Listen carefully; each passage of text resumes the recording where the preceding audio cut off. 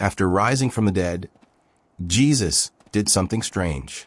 He didn't ask for wine, he didn't ask for bread, and he didn't perform a miracle to impress anyone. He asked for fish. It's recorded in Luke 24 and repeated in John 21, twice after conquering death, his body still bearing the marks of the nails. He chose the very same simple meal in front of the exact same frightened friends. It was no coincidence. And yet for over 2,000 years, hardly anyone has stopped to ask why. In this video, you'll discover 3 things. Why he specifically chose fish, what science has uncovered about the benefits of this food for today's anxious minds, and what Jesus was teaching without uttering a single word about nutrition. Let's get straight to the point. No fluff. In that first moment, in Luke 24, the disciples are locked in a room, terrified, thinking they've seen a ghost. Jesus appears, shows them his hands bearing the nail marks, and asks for something to eat. They bring him a piece of broiled fish. He eats it right in front of them, not because he needed sustenance. He had just conquered death. He ate to prove that his body was real, physical, and present. This detail has a specific theological reason that few bother to explain. In first-century Jewish culture, it was a common belief that spirits and apparitions didn't eat. Eating was considered the ultimate proof of a physical, functioning, living body. That's why Jesus doesn't just talk to the disciples or merely show his wounds.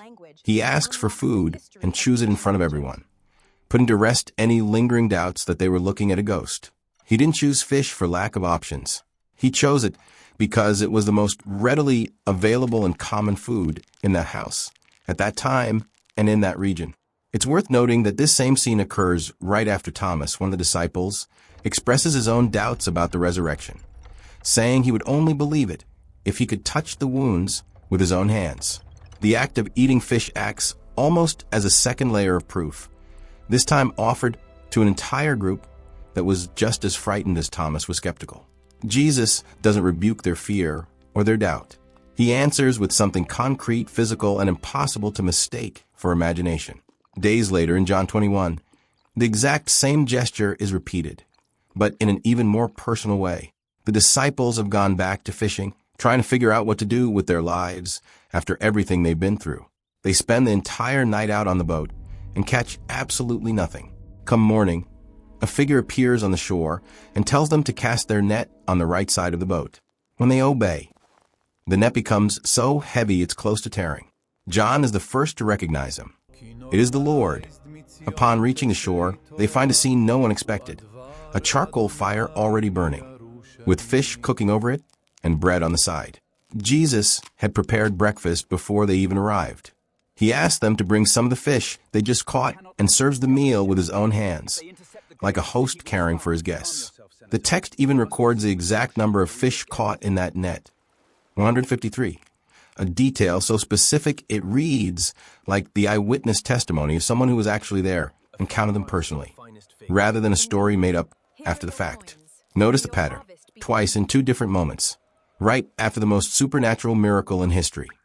Jesus chooses the most common food in Galilee. It wasn't a celebratory banquet.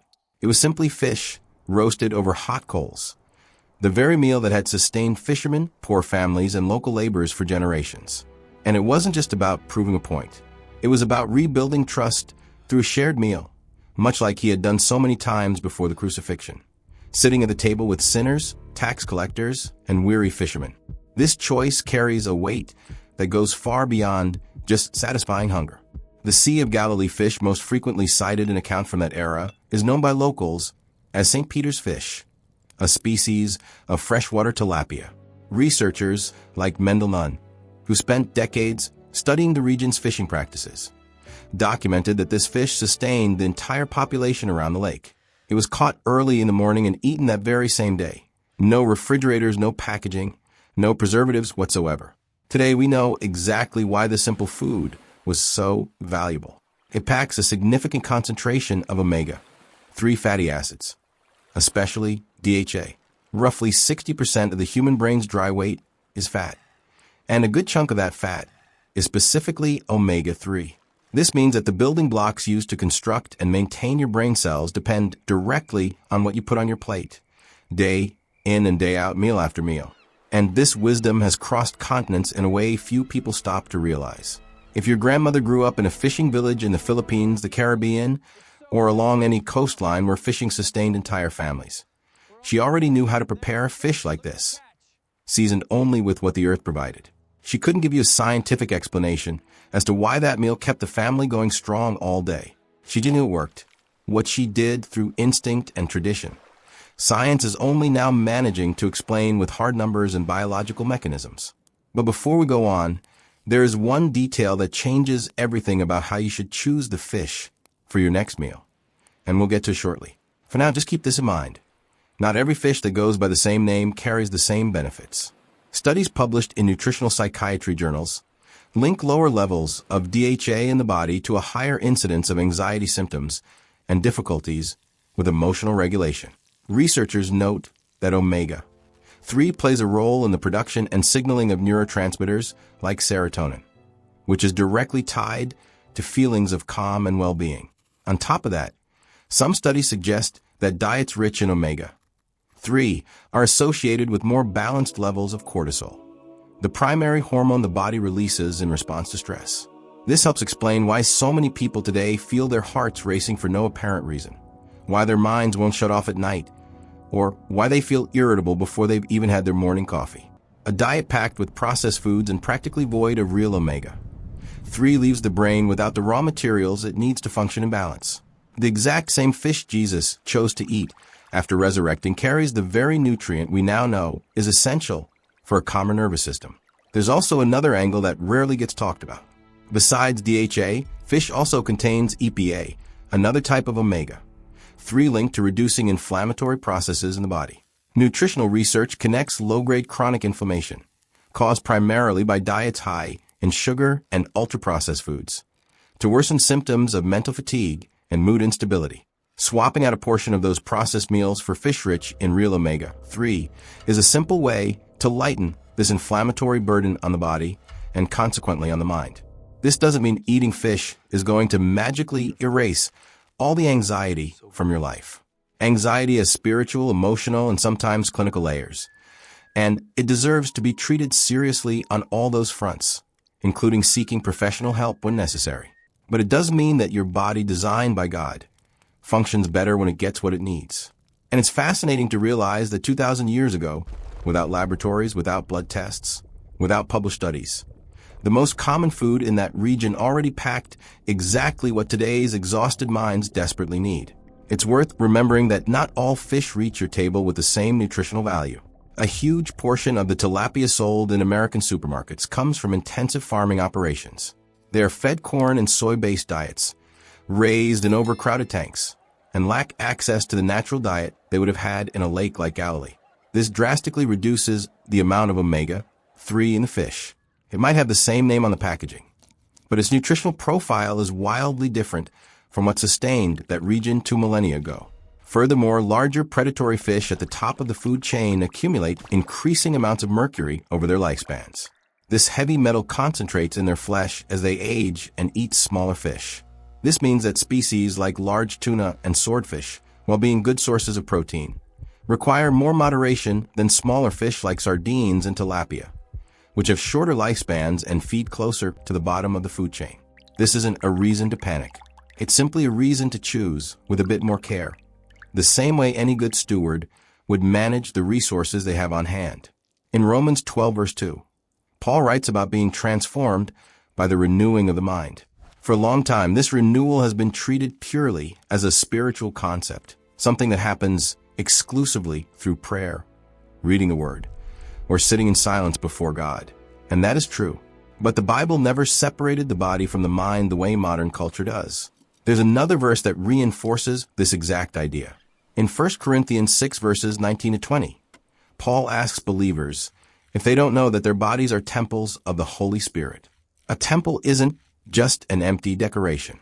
It's a place of living presence, carefully tended to and maintained with purpose. Taking care of what you eat isn't vanity or an exaggeration. It's a direct extension of a spiritual principle that has been in writing for centuries. This principle isn't just a New Testament novelty. In Daniel chapter 1, A young Daniel and his friends refused to eat the food from the royal Babylonian table, asking for nothing but vegetables and water for 10 days. At the end of that period, the text records that they looked healthier and better nourished than all the other young men who had eaten the king's rich food.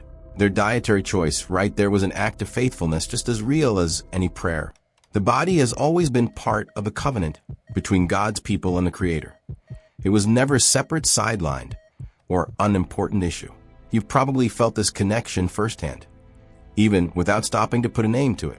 Think of that morning you wake up after a terrible night's sleep, gulp down some coffee on autopilot, and rush out the door without a moment to even catch your breath.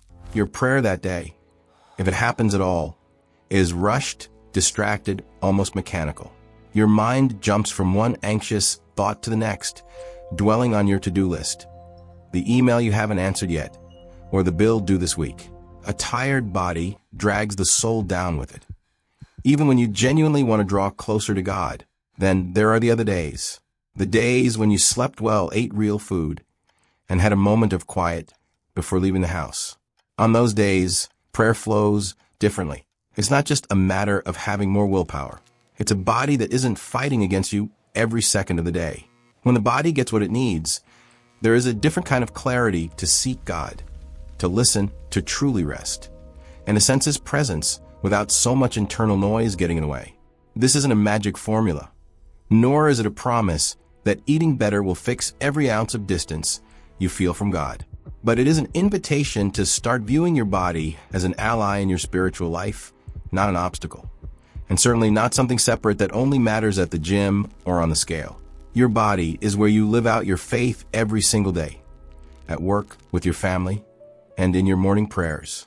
Jesus, in the most supernatural moment any human being has ever witnessed, chose to reinforce this by eating something earthly, physical, and nutritious. He didn't separate the miracle of the resurrection from the simple act of sitting down to eat broiled fish, nor from the gesture of building a fire and cooking for his friends on a beach at dawn. That is the silent lesson behind those two scenes. Caring for the body has never been at odds with faith. It's a part of it because body, mind, and spirit were designed to work together, not apart. Practical application. Here is what you can do, simply and practically. The next time you go to the grocery store, first, look for wild-caught fish whenever possible. It usually says wild-caught right on the label. The fish that have fed naturally in the ocean or in rivers, eating algae, plankton, and smaller fish, carry a higher concentration of omega-3s than intensively farmed fish raised on grain-based pellets. Second, opt for smaller species like sardines, mackerel, and herring. Not only are they more budget-friendly, almost always cheaper than a salmon fillet, but they also accumulate far less mercury than large predatory fish, since they are lower on the food chain and have shorter lifespans.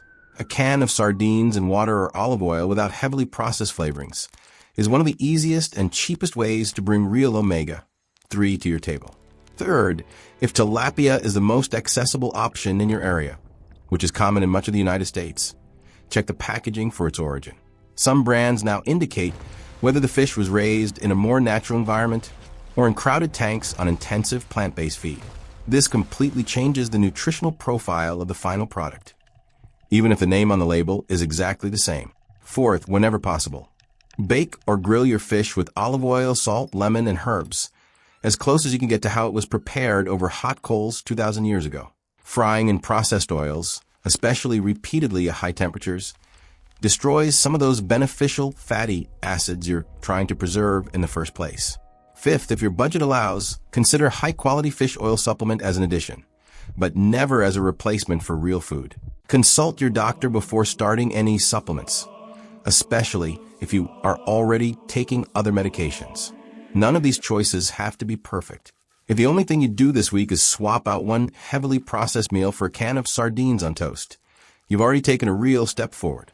People ate this way for thousands of years with no nutrition labels, no macro tracking, and no diet apps, and their bodies functioned, sustained entire families, and endured long days of heavy physical labor.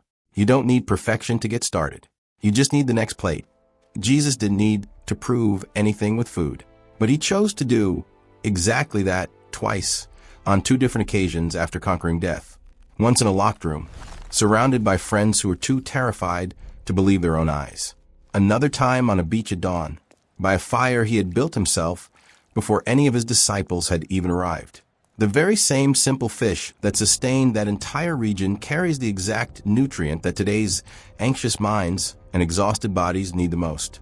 God designed body, mind, and spirit to function together, not apart. And that truth was captured in the simplest gesture he could have possibly chosen. Maybe you can't change everything today. Maybe the anxiety you carry is layers that go far beyond what's on your plate. But if there's one simple choice you can make this week, one that connects your body, mind, and faith the exact same way Jesus did in that locked room and on that beach at dawn, it is this: eat in a way that honors the body God gave you, one step at a time. No rush and no guilt. If this fed your spirit the same way it can nourish your body, hit that subscribe button. Let's keep growing our community as we journey toward a healthier Christian life. Go ahead and click on the next video popping up on your screen right now, because the Bible still has so much more to reveal about how to care for the body you inhabit. The lake is still full, and your table can start changing today.